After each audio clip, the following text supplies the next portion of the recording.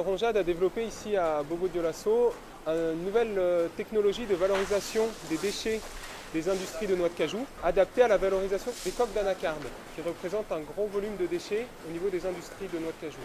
Ce sont des coques qui sont très huileuses, c'est-à-dire qu'elles contiennent du CNSL. C'est une huile acide qui est nocive pour l'environnement, c'est-à-dire qu'il peut s'infiltrer dans les nappes phréatiques, polluer l'eau, polluer la terre. Et c'est des volumes de coques très importantes qui prennent de la place autour des industries. La première idée était de brûler les coques en combustion directe pour les transformer en cendres et en fumée. Ça pose de gros problèmes environnementaux et de santé publique parce que cette huile brûle très mal et produit des fumées âcres et des fumées acides qui sont vraiment gênantes. Ce four peut être fabriqué à 100% dans un atelier, même dans un petit atelier de la ville de Bobo.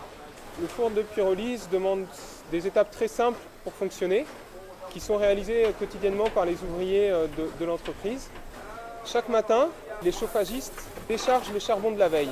On le met de côté pour l'utiliser plus tard. Ensuite, on va allumer un petit feu dans le bas du four à base de coque pour lancer un peu, chauffer l'ensemble. On va fermer la porte. Donc les coques rentrent par le sas qui est au-dessus du four et tombent dans le four qui est déjà chaud. En présence de cette température et comme on a un défaut d'oxygène à l'intérieur, les coques vont se décomposer et créer le gaz de pyrolyse qu'on va valoriser pour chauffer la chaudière.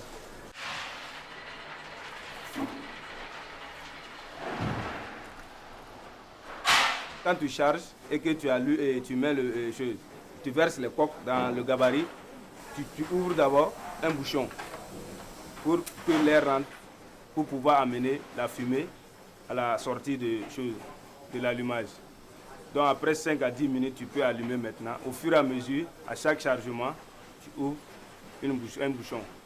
On fait maintenance de la machine à chaque 2 semaines. On nettoie tout dedans. En chargeant 360 kg de coques par jour dans le four, on peut fragiliser 2,4 tonnes de noix d'anacarde pour le process industriel. On estime qu'on doit pouvoir monter à la production de 2,8 tonnes ou à peu près 3 tonnes avec le même matériel.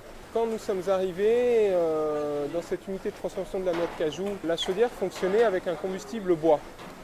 Actuellement et de manière quotidienne, les gaz de pyrolyse permettent d'économiser entre 400 et 450 kg de bois.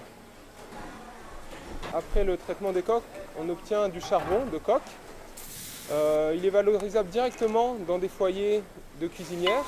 Il a des caractéristiques proches des charbons trouvés dans le commerce.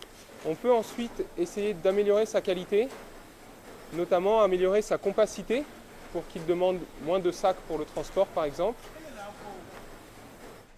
Cette technologie peut être valorisée par les crédits carbone.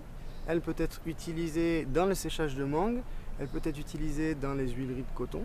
La principale perspective, c'est avant tout que la pyrolyse devienne une affaire burkinabé et soit appropriée localement.